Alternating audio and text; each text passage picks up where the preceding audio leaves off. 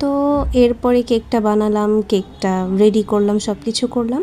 Delivery দেওয়ার পরে আপু বলতেছে যে আপু মাশাআল্লাহ আপনার কেকটা খুবই সুন্দর হয়েছে আর খুবই স্যাটিসফাইড আমি, বাট একটা প্রবলেম হয়েছে। পরে আমি বললাম যে কি?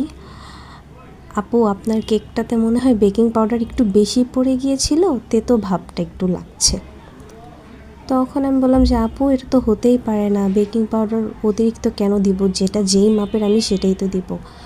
পরে যে আমি বুঝতে পারলাম যে আমি যে বেকিং পাউডারটা ইউজ করেছি সেটা হয়তো বা অনেক দিনের পুরনো ছিল বা বেকিং পাউডারটা কোনোভাবে ভালো ছিল না।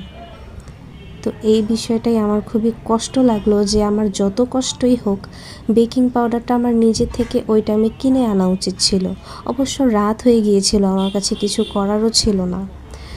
তো এখন আমি আপুকে বললাম যে আপু আন্তরিকভাবে দুঃখিত, এমন আমার পেজে কখনোই হয় না, কখনোই আমার কেক খেয়ে মনে করেন কোনো কমপ্লেন দেয় না। যেহেতু এটা হয়ে গেছে, এটা তারপরও আমার ভুল না, আমার একটাই ভুল যে আমি কেন অন্য মানুষের কাছ থেকে বেকিং পাউডার নিয়ে আসলাম। তো পরে আপু বলল যে ঠিক আছে আপু আপনার কোনো সমস্যা নেই, আমার কেকটা দেখতে অনেক সুন্দর হয়েছে, আমি কোনো কিছু মাইন্ড করিনি।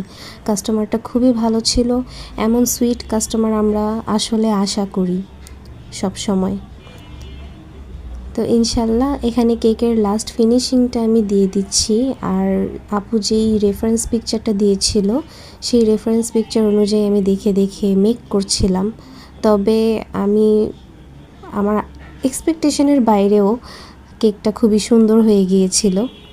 আমার না, এটা আপুর কথাই যে আমি আপু এতটা এক্সপেক্ট করিনি, তারপরও অনেক বেশি সুন্দর হয়েছে কেকটা। জাস্ট ওই একটা ভুলের কারণে আমার আর কি প্রবলেমটা হয়ে গেল কেকের মধ্যে। তো যাক, আশা করছি এরকম হবে না। মানুষ দৈনন্দিন জীবনে চলতে ফিরতে অনেক কিছুই দেখে, অনেক কিছুই শিখে, আর আসলে নিজের জিনিসই ব্যবহার করা উচিত সব সময়, এটাই আমি মনে করি। আপনারা সবাই সব সময় নিজেদের জিনিস ব্যবহার করবেন। আমি প্রত্যেকটা বেকার্স আপুদের এই কথাটা বলতে চাই, অন্য কারো কাছ থেকে নিয়ে কখনো কোনো কিছু ব্যবহার করবেন না। তো এখানে যে শামুক আর ঝিনুকগুলো দেখা যাচ্ছে এগুলো হচ্ছে আমি নিজে ফন্ডেন্ট দিয়ে তৈরি করেছি। ফন্ডেন্ট দিয়ে তৈরি করে আমি এগুলা বসাচ্ছিলাম। এখন আমি লাস্ট পর্যায়ে আছি ফিনিশিংয়ের মধ্যে। দেখুন কেকটা দেখতে কতটা সুন্দর লাগছে।